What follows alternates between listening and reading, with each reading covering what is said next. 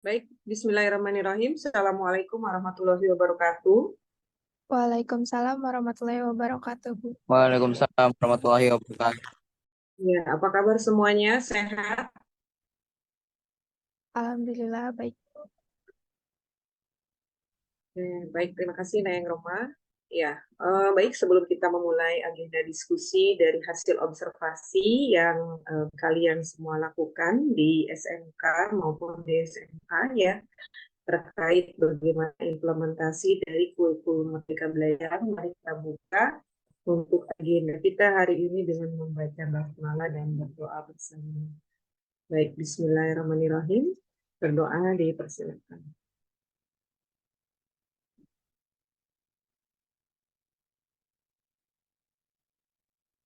Berdoa selesai.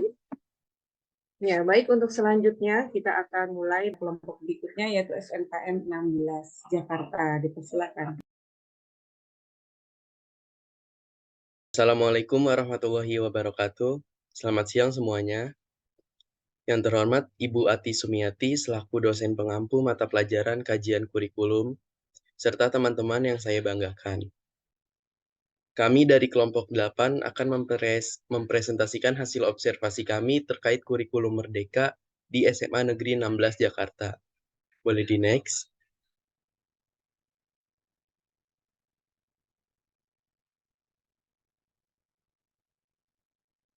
Anggota kelompok kami ada saya, Algar Fazlur Rahman. Perkenalkan, saya Niken Dwi Warnazaki. Saya Salwan India Najwa. Saya Suci Nabila Anissa.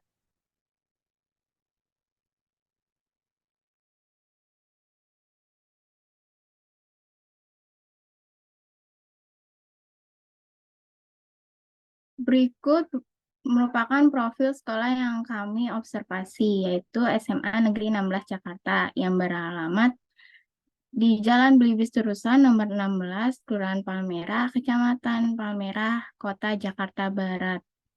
Boleh di next.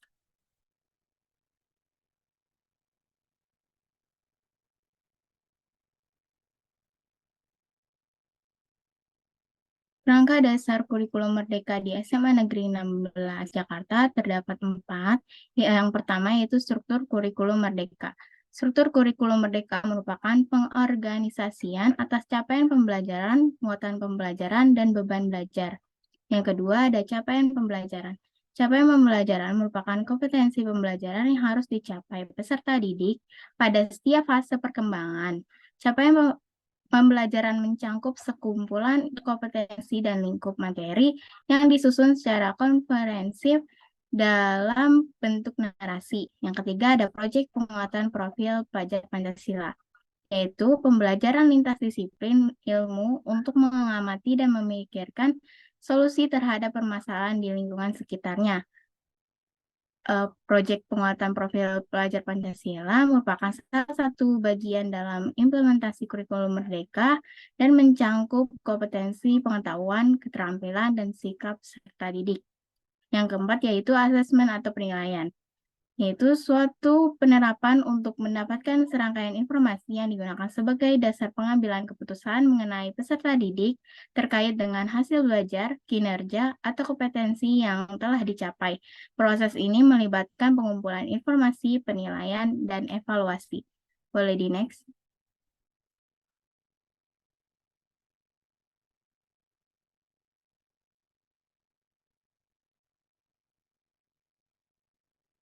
Struktur kurikulum Merdeka Belajar di SMA Negeri 16 Jakarta terdapat 2, yaitu yang pertama ada intrakurikuler. Muatan kurikulum pada tingkat nasional yang dimuat dalam kurikulum SMA adalah sebagaimana yang diatur pada Keputusan Menteri Pendidikan dan Kebudayaan Republik Indonesia nomor 719/P/2020. Muatan kurikulum pada tingkat daerah yang dimuat dalam kurikulum SMA adalah sebagaimana yang diatur dalam Ketentuan Peraturan Gubernur Provinsi DKI Jakarta nomor 89 tahun 2018. Pemerintah mengatur beban belajar untuk setiap muatan atau mata pelajaran tidak dalam jam pelajaran per minggu, tetapi dalam jam pelajaran per tahun. Boleh di next.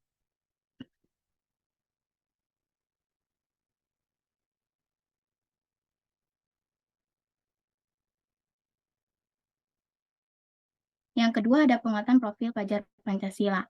Penguatan profil pelajar Pancasila per tahun adalah 486 jam pelajaran. Maka untuk kelas 10 pada tahun 2023-2024 ini SMA Negeri 16 Jakarta mengambil 4 tema dalam 1 tahun. Proyek penguatan profil pelajar Pancasila di SMA Negeri 16 Jakarta adalah sebagai berikut. Tema P5 fase E kelas 10, yang pertama ada kearifan lokal, yang kedua ada gaya hidup berkelanjutan, yang ketiga ada Bhinneka Tunggal Ika, yang keempat bangunlah jiwa dan raganya.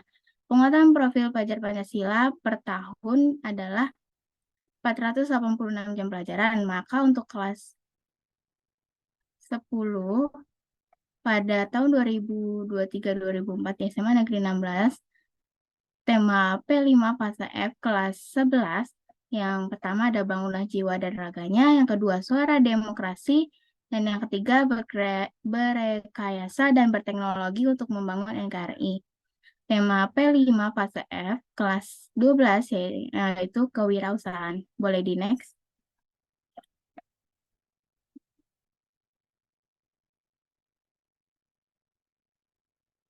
Pembelajaran di SMA Negeri 16 Jakarta menggunakan sistem mandiri. Guru-guru pengampu mata pelajaran secara mandiri menentukan alur pembelajaran.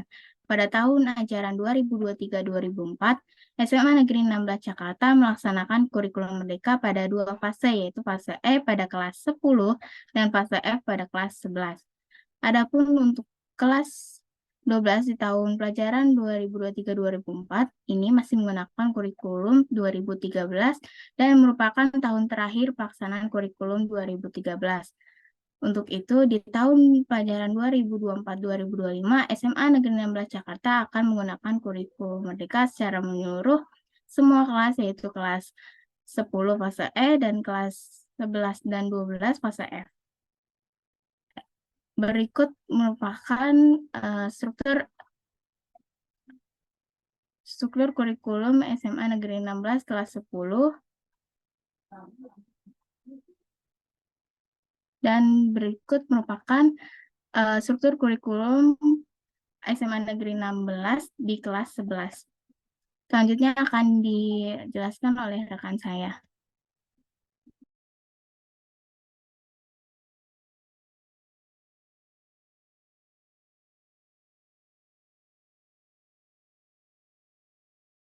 Selanjutnya ada struktur kurikulum SMA Negeri 16 Jakarta untuk kelas 12 yaitu IPA dan IPS. Bisa dilihat di layar.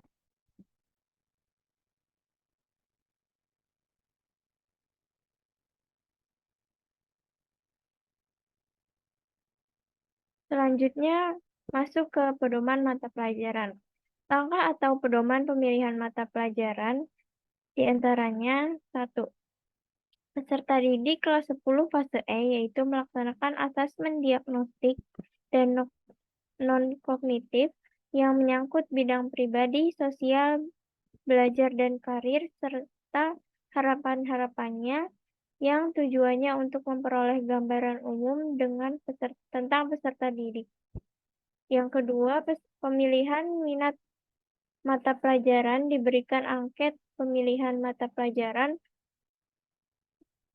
untuk mengumpulkan data serta informasi mengenai data pribadi peserta didik yang menyangkut potensi dasar, bakat dan minat, kepribadian dan kecenderungan khusus, kondisi keluarga, dan lingkungan dalam bentuk Google Form. Lalu diidentifikasi untuk pemantapan pilihan mata pelajaran, diberikan lagi angket minat pilihan mata pelajaran setelah dilaksanakan asesmen semester ganjil. Untuk mengetahui perkembangan tentang prestasi akademik dan kestabilan dari pilihan minat dan bakat pelajaran yang dipilihnya.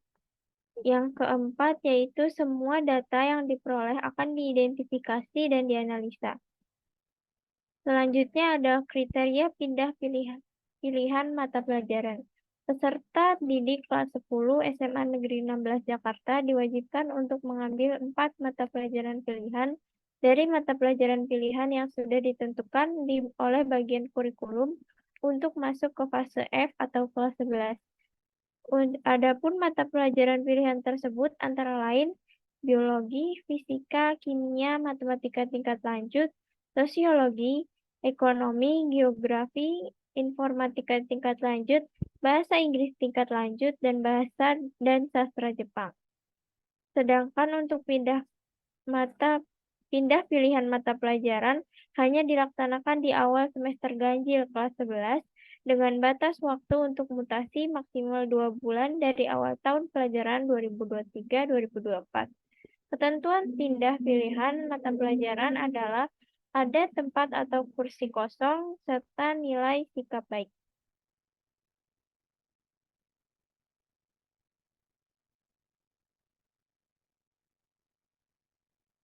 Selanjutnya ada silabus. Yang pertama, alur dan tujuan mata pelajaran matematika fase E kelas 10 SMA. Pada akhir fase E, peserta didik dapat menggunakan bilangan eksponen baik pangkat bulat maupun rasional, menentukan barisan dan deret bilangan baik barisan dan deret aritmatika maupun barisan dan deret geometris. Peserta didik dapat membentuk dan menyelesaikan persamaan dan pertidaksamaan linear 3 variabel, kuadrat dan eksponensial secara baik grafik maupun aljabar. Mereka memodelkan 3 fenomena hubungan antara dua besaran dengan menggunakan fungsi linear, kuadrat, dan eksponensial, dan mengevaluasi kesesuaian model, serta menyelesaikan sistem persamaan 3 variabel. Peserta didik memahami kekongruenan dan penerapannya dalam konteks transformasi geometri, menentukan perbandingan geometri, dan memecahkan masalah yang melibatkan segitiga siku-siku. Mereka menggunakan rumus volume dan luas permukaan untuk memecahkan masalah. Peserta didik dapat memilih tampilan data yang sesuai dan menginterpretasi data menurut bentuk distribusi data menggunakan nilai tengah atau median, mean, dan sebaran atau jangkauan interkuartil dan standar deviasi.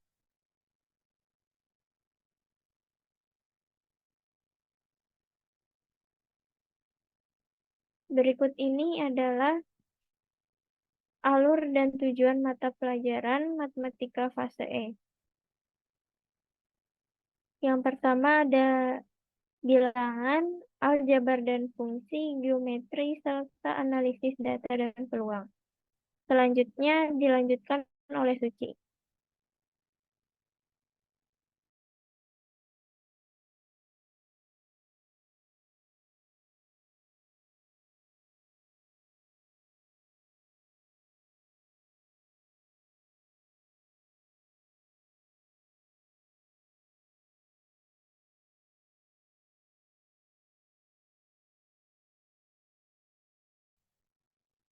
Selanjutnya ada rasional penyusunan alur dan tujuan pembelajaran.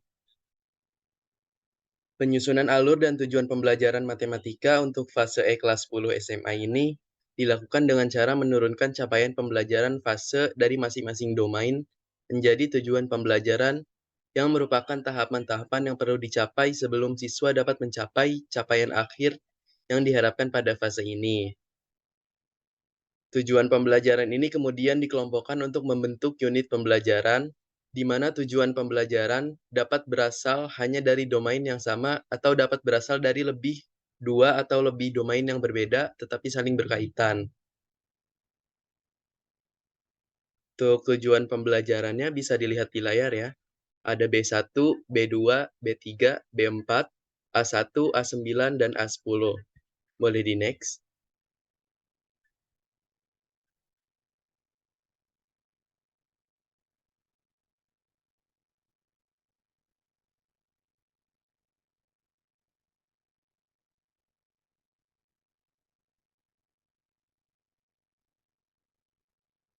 Lalu ada langkah atau pedoman mata pelajaran. Untuk pemilihan minat mata pelajaran, diberikan angket pemilihan mata pelajaran pengumpulan data informasi mengenai data pribadi peserta didik menyangkut potensi dasar, bakat dan minat, kepribadian dan kecenderungan khusus, kondisi keluarga dan lingkungan, mata pelajaran yang tersedia, dan profil masing-masing mata pelajaran, sistem pembelajaran, informasi pekerjaan atau karir, informasi pendidikan lanjutan dan kesempatan kerja, data kegiatan dan hasil belajar, data khusus tentang pribadi peserta didik, dan harapan orang tua terhadap pilihan karir peserta didik yang dilaksanakan setelah asesmen tengah semester diberikan dalam bentuk Google Form. Ada kriteria pindah pilihan mata pelajaran. Peserta didik kelas 10 SMA Negeri 16 Jakarta diwajibkan untuk mengambil 4 mata pelajaran pilihan dari mata pelajaran pilihan yang sudah ditentukan oleh bagian kurikulum untuk masuk ke fase F kelas 11. Untuk mata pelajarannya bisa dilihat di layar, ada 10 mata pelajaran. Boleh di next.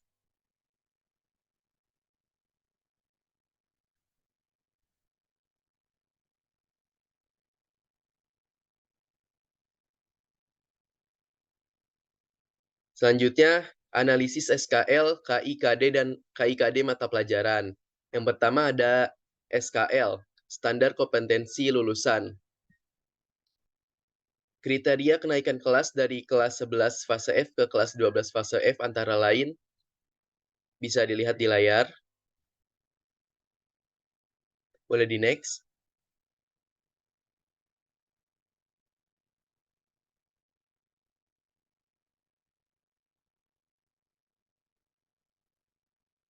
Ini lanjutan dari SKL, ada 11 poin. Dengan catatan, bidang kesiswaan dibantu oleh wali kelas dan guru BK membuat rekapitulasi laporan peserta didik yang meliputi keterlambatan, ketidakhadiran, pelanggaran-pelanggaran tata tertib siswa beserta pembinaannya yang dilengkapi oleh bukti dokumentasi. Boleh di next.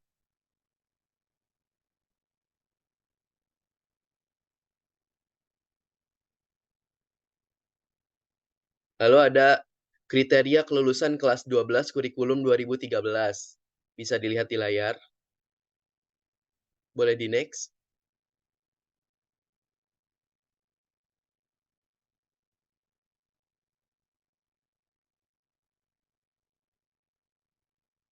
Ini kelanjutan untuk kriteria kelulusan kelas 12 kurikulum 2013. Ada 6 poin. Boleh di next.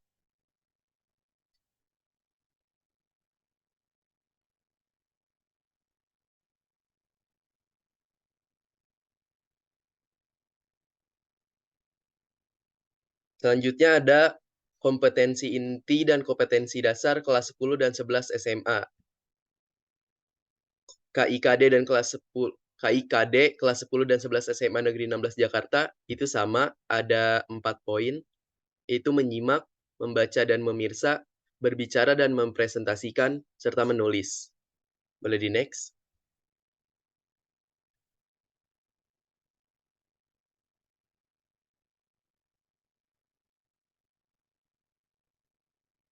Selanjutnya akan dilanjutkan oleh rekan saya. Oke, selanjutnya ada beban belajar dan peminatan. Beban belajar terdapat 5. Pertama, intrakurikuler, penguatan profil pelajar Pancasila, alokasi waktu, muatan lokal, muatan tambahan. Lalu ada peminatan. SMA Negeri 16 menggunakan kurikulum Merdeka untuk kelas 10 dan 11. Kurikulum Merdeka sebelumnya dikenal dengan kurikulum prototype atau kurikulum paradigma baru, suatu opsi pemulihan pembelajaran sebagai akibat pandemi, atau dengan kata lain, penerus dari proses peningkatan kualitas pembelajaran yang diinisiasi kurikulum sebelumnya. Berkaitan pemilihan minat mata pelajaran peserta didik, disarankan untuk menggali tentang karakteristik mata pelajaran dan prasyarat jurusan dari studi lanjut yang menjadi arah karirnya. Pemilihan jurusan dan studi lanjut disarankan sesuai dengan potensi bakat dan minat. Bisa di next.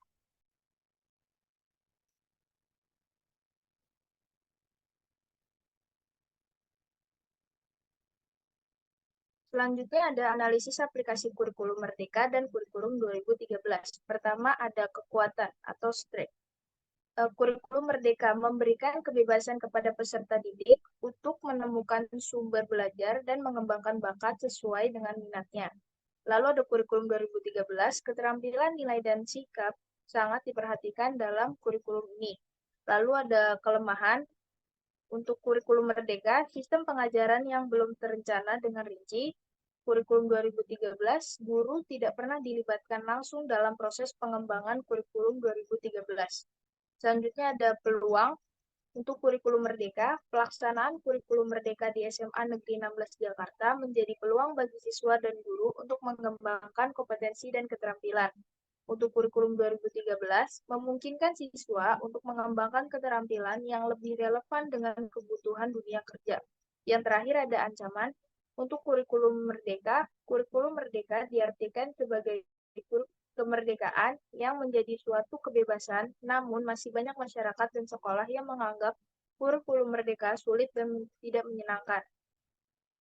Lalu untuk kurikulum 2013, belum ada evaluasi yang menyeluruh pada kurikulum KTSP sehingga dikhawatirkan pada kurikulum ini akan mengalami hal yang sama. Boleh di next?